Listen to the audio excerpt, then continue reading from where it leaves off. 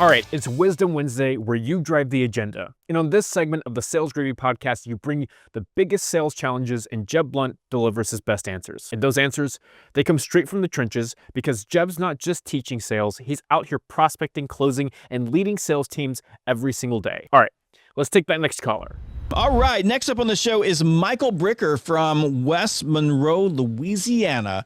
What's happening out in Louisiana these days? Oh, not much, man. Meta over in about 30 miles east of us is a huge thing going on, as well as Radiance is bringing in a massive manufacturing chip plant. Wow. 30 miles the other way. We've got a lot of big things happening on the I-20 corridor here in North Louisiana and Louisiana as a whole. So exciting times, definitely be in my industry as well. It is very good. You know, Shreveport used to be, I went up to Monroe, but I was in Shreveport.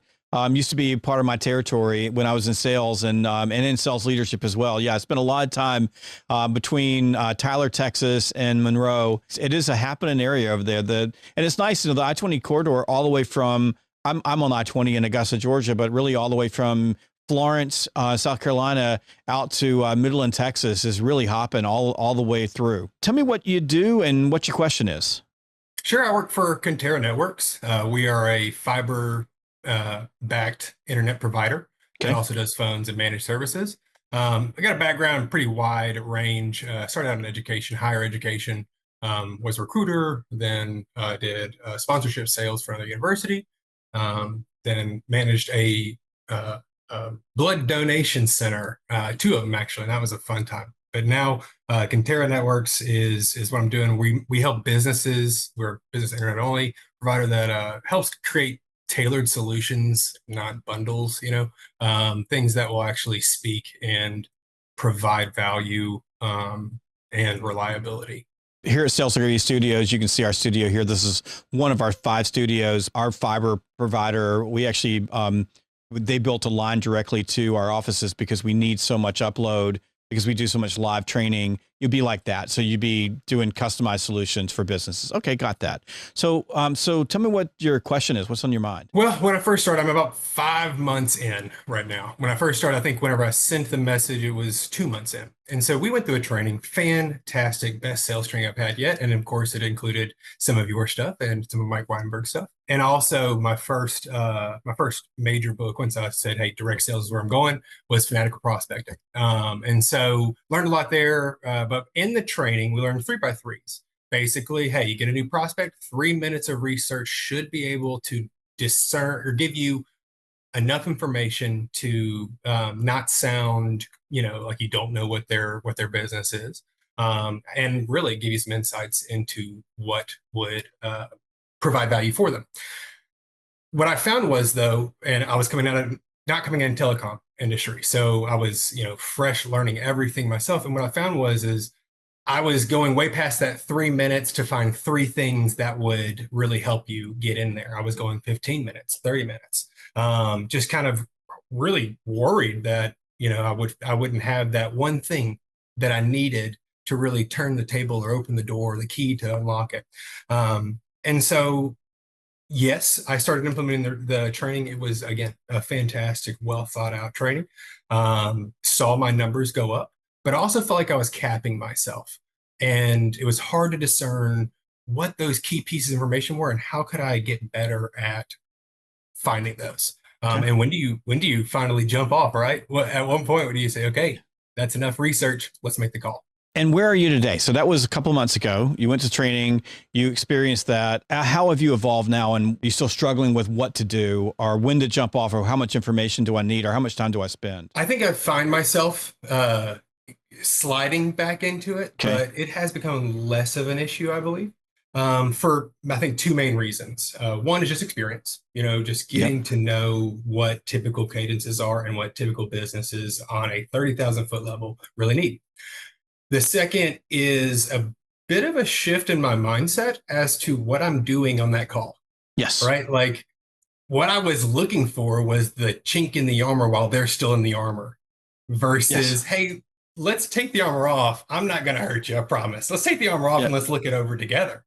And so I'm finding that if I'm not looking to make a sale on that first initial call, that's not, yeah, you're not Yeah. supposed to. But if I'm looking to make a connection and I start with curiosity, that has helped a tremendous amount. I feel way less like I am playing a game of chess that, I don't have all my pieces Yeah. for versus building a chessboard together. I think that's super insightful. And if we can break down your question just for other people who may be in the same situation, the problem with research is that research isn't prospecting. Research is research. So all the time you spend researching, you're not actually doing any activity. You're not talking with anybody. You're not having any conversations at all. And then when you add on just the basic human fear that comes with making cold calls and, interrupting invisible strangers, research becomes a crutch where your brain almost lies to you and says, if I know all this information, then it's going to be so much better. So then you spend 15 minutes researching, and I know this has happened to you. And then you make the call and you go to voicemail. And, you're like, I made 12 calls a day and everyone went to voicemail and did all this research and didn't get anywhere. I'm sure you learned that lesson. Like you hit that wall and said, this isn't working for me. Initially, your productivity went up because you had better conversations, and then it hit the floor. And now you're still trying to balance it. And like you said, you'll go back to that.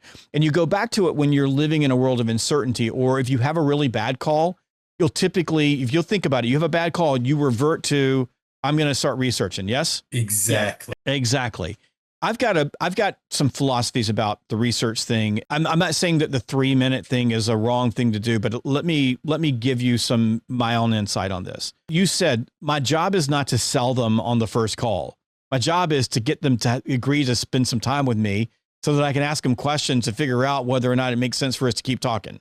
So all you're really doing on a call is trying to set an appointment with them. And in that case, right, how much do you really need to know about them in order to set the appointment? And the answer is not a lot. Now, I want to break down a cold call on the phone versus sending them an email, right? And I want to break down, hey, I called, I hit a wall, they gave me an objection, and I'm calling back the second time, right? So those are different things. The first call that you make to them, how much do you actually need to know? And over time, this gets even easier because I think you said this in a different way, but the more you get to know your customers and the business and the industry, the more business acumen you gain. So it's a lot easier for you to look at a business and say, well, I've talked to 10 other businesses just like this. They're all having this particular problem. I've seen a pattern. I don't really need to go do 15 minutes of research to recognize that this likely that this company is going to have the same pattern. So I just need to build a message around that. And that's the thing that I think a lot of people miss is I'm not selling them. I just need to get an appointment with them. Now, if I go, let's say I talk to their president of their company, or I talk to the owner of the company, or talk to the CEO, and they give me a hard no objection, then I might go back and do some research because I need to come back again with a different message because what I gave them didn't work. And I have infinite times to come back. Or if I'm going to send them an email, it probably makes sense if I'm going to do a prospecting email that I at least have some information about them that's not AI generated crap that I'm able to give to them. It says, hey, I've got some insight for your business because I've talked to other businesses that way. But you don't really need to do that much research. So if you're in a situation where you're researching, then making a call, then researching and making a call, if that's your world, stop. Just stop doing that. If you feel like you need research, like if you feel like you need that crutch, and I'm one of the people that don't. Like you give me your list, I'm not researching anybody. I'm making the call and talking to people because I feel really confident in my ability to get someone on the phone, convert them into an appointment. And then if I hit a wall of rejection and they give me information, I can go back and then do that research for the next time I call them. But I just don't do research. Now, again, I'm not sending emails to people with just blind without any research. I'm not going to put something in writing that way, but I'm making a cold call. The thing lasts for 30 to 60 seconds. And most of them are going to go to voicemail. But if you're a person who feels like, hey, I really need to research these things, I totally get that.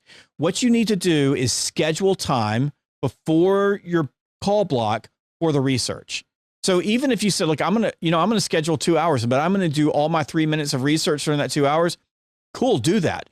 Do the research, right? Make your notes next to their name and then go make the calls because the chances are you're going to hit voicemail a lot. But at least you'll have the research done. If let's say you run a call block on purely cold leads and you talk to, let's say you call 25 and you talk to 5, and those 5 give you additional information. I'm not the right person, or we don't have that problem, or we don't have this issue. And you're like, okay, well, I got to call them again. Go back and do the research on those. First of all, you know they're there. You know something about them. You've done a little bit of qualifying. Now go do research on them so you can augment your message or shift your message just a little bit so that when you come back again, you sound a little bit more insightful. But the efficiency that you lose from doing all that research just kills your call momentum. And it becomes an emotional crutch. Like, I'm going to go do all the research because I didn't know enough stuff, and you start lying to yourself about it. So the big thing is, if you feel like you need to do research, just do all the research in one block. So all I'm doing is research. If you find yourself slipping back into doing a lot of research, that's cool, but just do it in that block, and that'll solve it, because you'll get past that. And then recognize and be comfortable with yourself, because I think you're at that place now where I could probably give you a list and said, this is a list of businesses who are in this particular sector. And then we could create what we call targeted messaging. So targeted messaging is messaging that is not completely personalized to every single one of those businesses, but it's either role-based. I'm calling CIOs in all these businesses, or I'm calling the facilities manager. I'm calling the business owner. I'm calling businesses that are in this geographic area or that are in this particular industry sector. You and I could sit down very quickly and go, okay, what are they dealing with? What are the issues they're facing?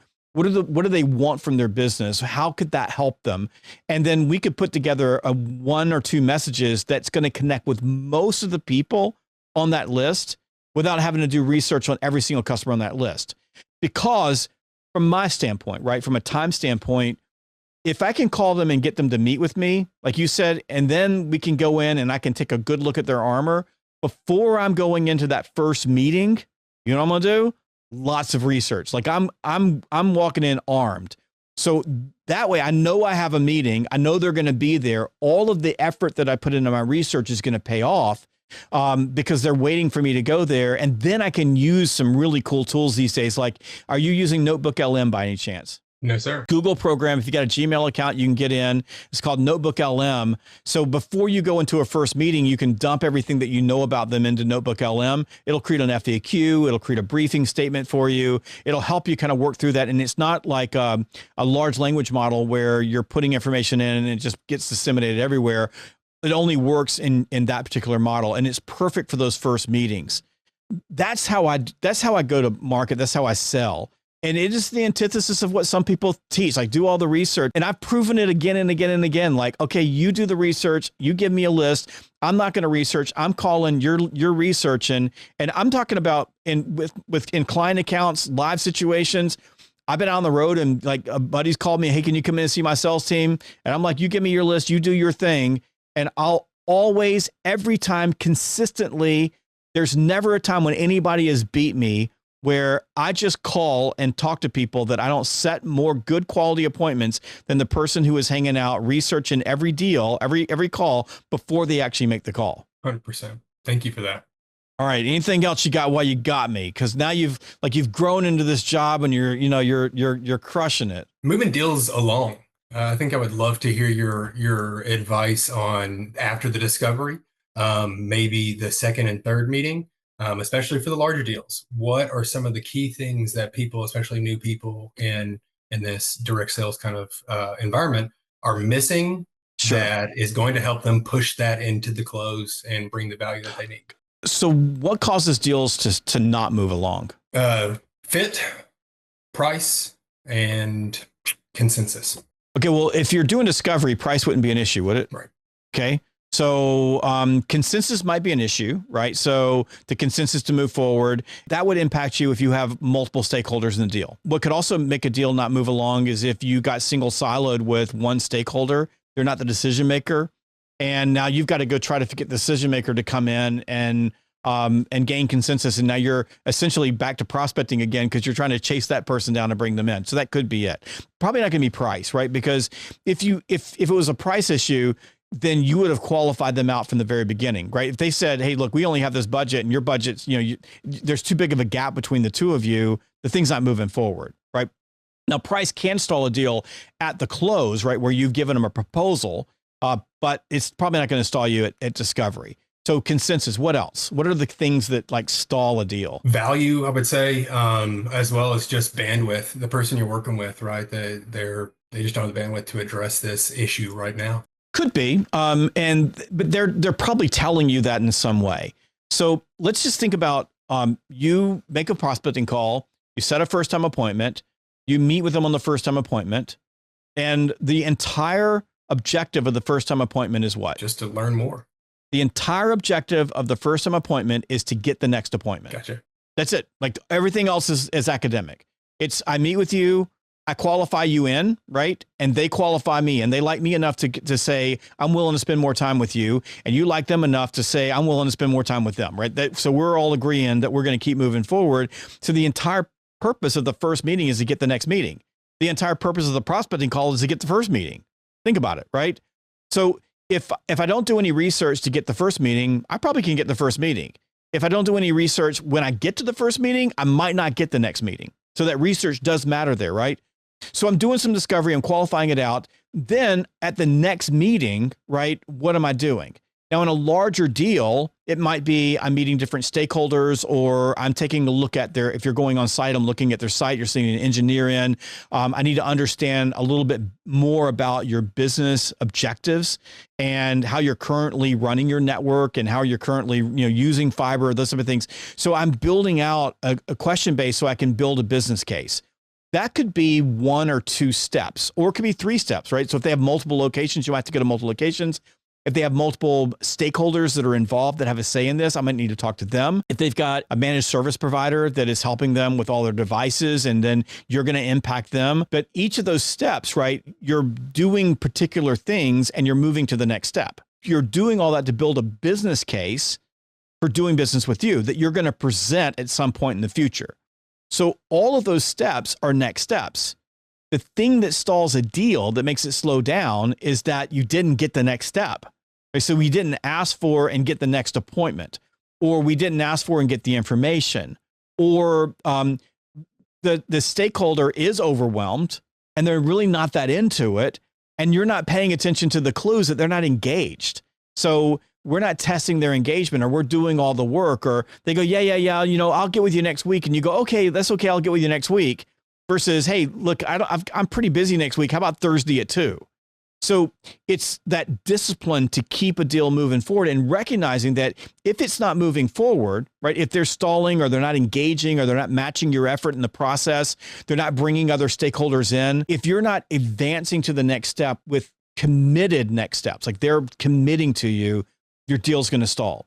So as you start looking at the chessboard, you want to start thinking about every time I go in, what's my targeted next step? What am I asking for?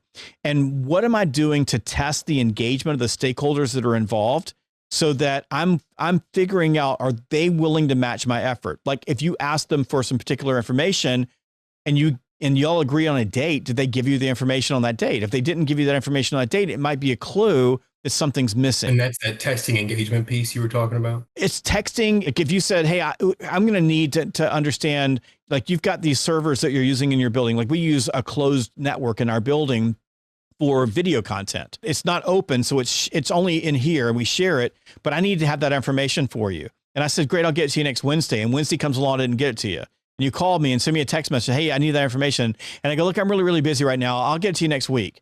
And I keep putting you off. What am I telling you? I'm telling you, hey, you know what? This is not a priority. I'm just not that into this.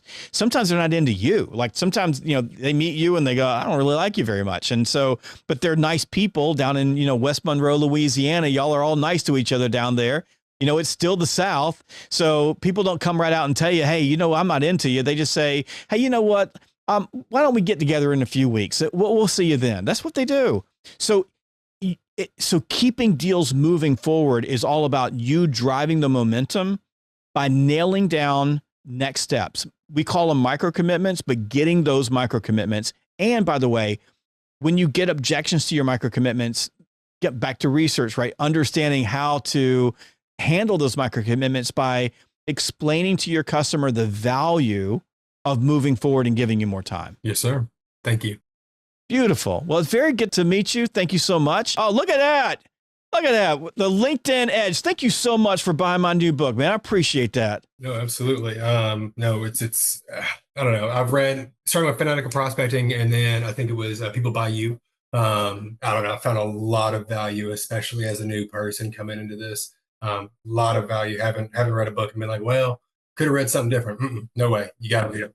I love it. Appreciate that. So folks, take it from Michael that if you want to boost your pipeline, if you want to grow faster, if you want to learn how to use LinkedIn and really truly transform your relationship with LinkedIn and turn it into a prospecting machine, go pick up the LinkedIn Edge. From all your books, really, especially for new people, I think that the major thing there is one, it's not fluffed. There is always direct things that you could probably put into your calls that day. And then two, it helps you audit what is fluff in your process versus what is more true to who you are. So sales isn't a thing that you fit a circle into a square peg, or a square peg into a circle on. You are finding where you thrive and where you're confident. And you don't have to feel like I'm a salesman, I'm salesy. No, I literally get to, within your framework, find where I'm strong and then pinpoint on those strengths. Well, I love that. You just dropped the mic right there. That's awesome. Well, thank you so much. Hey, keep up with me on LinkedIn. Thank you so much for joining us on the Sales Gravy Podcast and Ask Jeb. Okay, let's get one thing straight. Research is not prospecting. Activity is. You need to do just enough prep work to be relevant. Then get your tail on the phone and convert those conversations into appointments. If you need deeper intelligence, you earn it by booking the meeting first. And then you do research before that meeting, not pausing between every single dial. You need to batch your 3-minute lookups, create messages targeted right at the role or industry that you're calling, and drive every call toward one single micro commitment, the next time that you are going to meet with them on the calendar. And when that momentum dips, you sprint. Short, focused call blocks will beat long overthought sessions every single time. And look, when you're tired and you're at the end of the day and you can't run any more sequences and you just want to go home, always remember to make one more call. It's Jeb Blount Jr., and we'll catch you next time on the Sales Gravy Podcast. Hey, I'm doing a happy dance because you watched this video. Make sure that you click like and subscribe so that you never miss one of our amazing sales training videos.